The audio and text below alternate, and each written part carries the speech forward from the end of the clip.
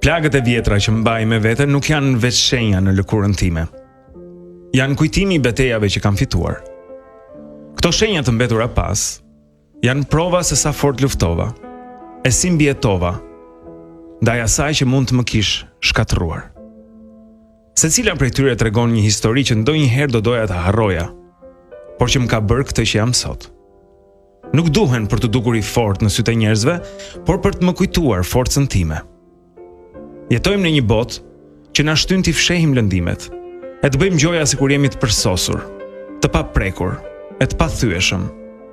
Por e vërteta është se brishtësia, vragat, cenet nuk na bëjnë më pak të denj, por na bëjnë njerëz.